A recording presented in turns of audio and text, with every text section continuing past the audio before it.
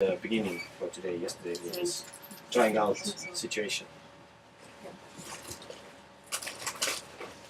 You just find one thing. jaa.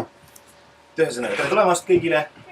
See on nüüd teine osa sarjast Tegija räägib. No, ja täna on meil siin siis vestlusringis notafe külalised Elke ja David. Elke asendab Sabinet, kes kahjuks ei jõudnud kohale, see ei oma väga suurt tähtsust. Siin on meie tõlk, this is our translator, this is Evelyn, the moderator, and she will continue now.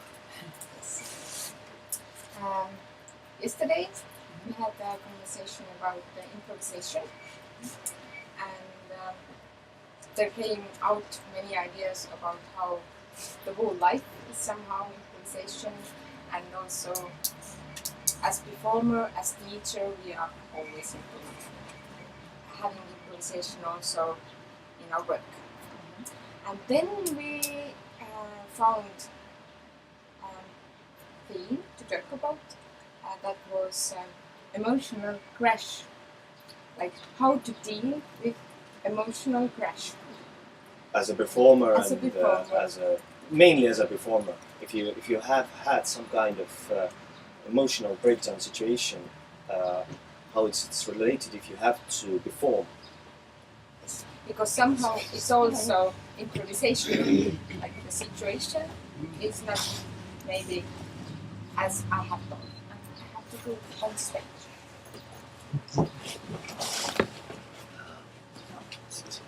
Eile räägiti siis improvisatsioonist ja üsna palju erinevaid ideid öeldi välja ja peamine teema oli siis, et kogu elu on justkui improvisatsioon ja eilsed osalejad rääkisid sellest, kuidas nad esineja ja õpetajana peavad improviseerima oma tegevuses. Ja nüüd siis sellest eilsest kasvas välja teemaga tänaseks, kuidas emotsionaalses madalseisus improviseerida just ka õpetaja ja esineja mõlemana, et ka see on improvisatsioon, kuidas selle emotsionaalse tagasilöögiga toime tulla. So maybe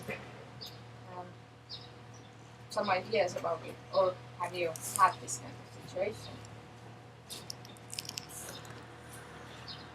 I've certainly had situations where things were not as I expected. I mean, this is our life as performers.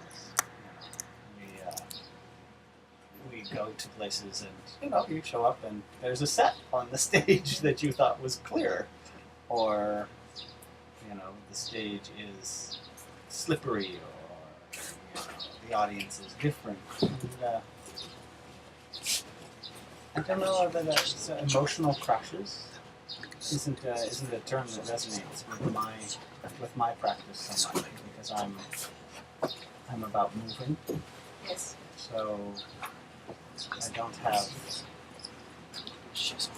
the emotionality doesn't come into it so much as the practicality, the physical practicality, the physical constraints of the situation are usually what I'm surprised by.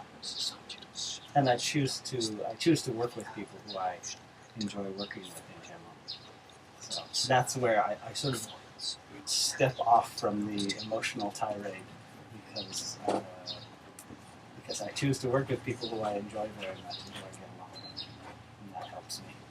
Okay. Muidugi tuleb raskeid olukordi ette, selline juba elu on, mõnikord lähen esinemiskohale ja seal on laval mingisugune asi, mis ei peaks olema, või lava on libe.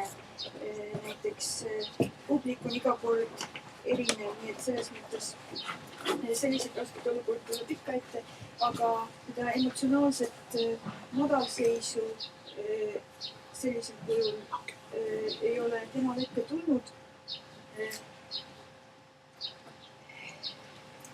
Ja kuna ta valib koostöötamiseks meeldivad inimesed, siis see ka välistab selle.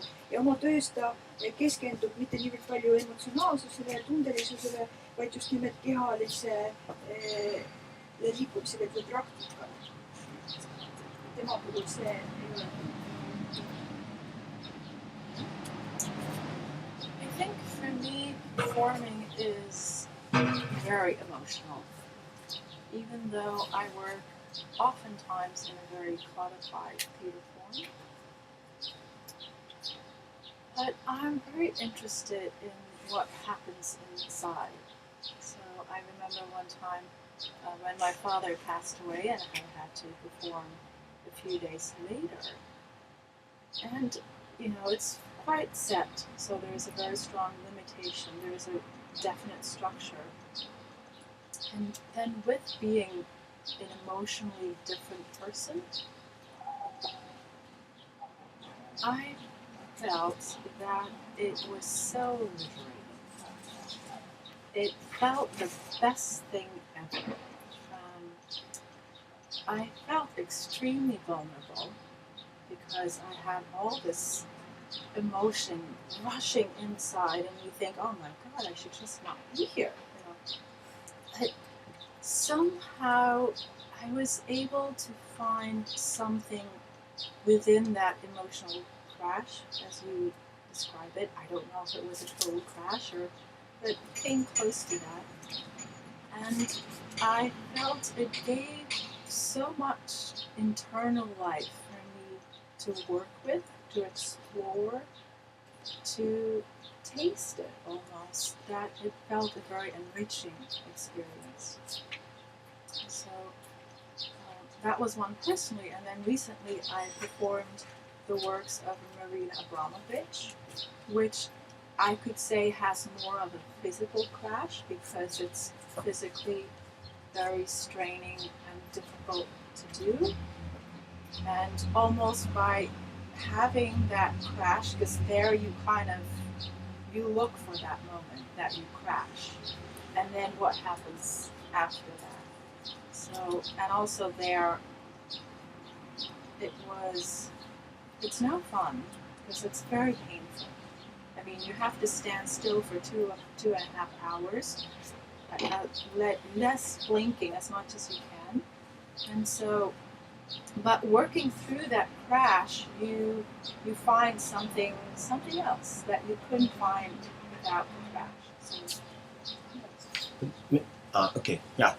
I just have one note to make. Tema jaoks on esinemine alati väga emotsionaalne, mida huvitab see, mis toimub inimese sees. Üks näide sellest, kui isa suri ja ta pidi mõni päev hiljem esinema, nii et selline olukord seadis tema jaoks teatud piirid ja sellise uue struktuuri esinemisele.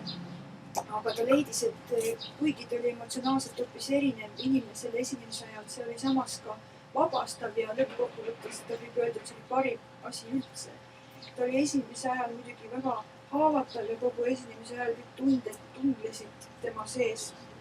Ja siis selles tunnete tohuva kohus ta leidis ikkagi midagi, millega edasi töötada. Nii et see oli selline peaaegu maitstav ja kombatud kogemus ja kokkuvõttes rikastav tema jaoks. Hiljuti on ta töötanud what was the name of the Marina Abramovich.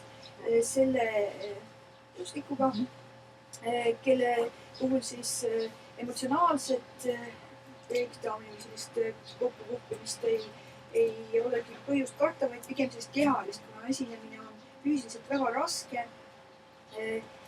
siis ta ootab alati seda hetke, millal see kokkuvarisemine tuleb ja vaatab, et mis siis juhtuma hakkab. Mõnus see ei ole, 2,5 tundi tuleb täiesti paigal, seista ja võimalikult vähe silmi pilgutada, aga et see on jällegi omamoodi kogemus.